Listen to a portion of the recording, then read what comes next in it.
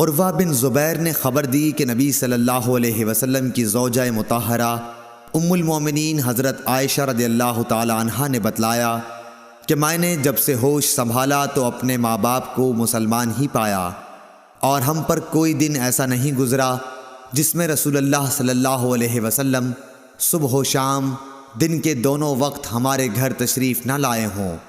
پھر ابو بکر رضی اللہ تعالی عنہ کی سمجھ میں ایک ترکیب آئی تو انہوں نے گھر کے سامنے ایک مسجد بنا لی، وہ اس میں نماز پڑھتے اور قرآن مجید کی تلاوت کرتے۔ مشرکین کی عورتیں اور ان کے بچے وہاں تعجب سے سنتے اور کھڑے ہو جاتے اور آپ کی طرف دیکھتے رہتے۔ حضرت ابو بکر رضی اللہ تعالی عنہ بڑے رونے والے آدمی تھے، جب قرآن کریم پڑھتے تو آنسوؤں پر قابو نہ رہتا۔ قریش کے مشرک سردار اس صورتحال سے گھبرا گئے۔ صحیح بخاری حدیث نمبر 476۔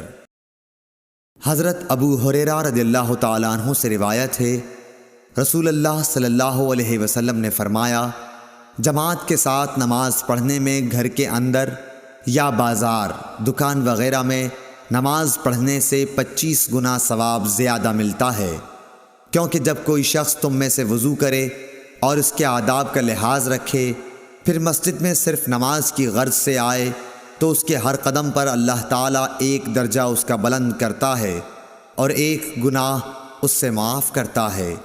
اس طرح وہ مسجد کے اندر آئے گا، مسجد میں آنے کے بعد جب تک نماز کے انتظار میں رہے گا اسے نماز ہی کی حالت میں شمار کیا جائے گا، اور جب تک اس جگہ بیٹھا رہے جہاں اس نے نماز پڑھی ہے تو فرشتے اس کے لیے رحمت خداوندی کی دعائیں کرتے ہیں کہ اے اللہ اس کو بخش دے، اے اللہ اس پر رحم کر، جب تک کہ ریح خارج کر کے وہ فرشتوں کو تکلیف نہ دے۔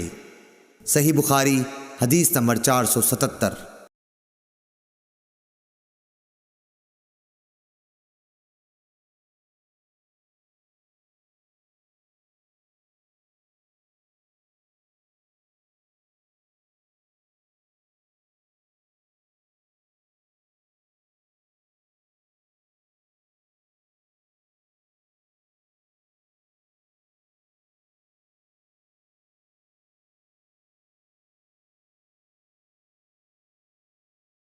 عبداللہ بن عمرو بن عاص رضی اللہ تعالی عنہ سے روایت ہے کہ رسول اللہ صلی اللہ علیہ وسلم نے فرمایا کہ عبداللہ بن عمرو، تمہارا کیا حال ہوگا جب تم برے لوگوں میں رہ جاؤ گے؟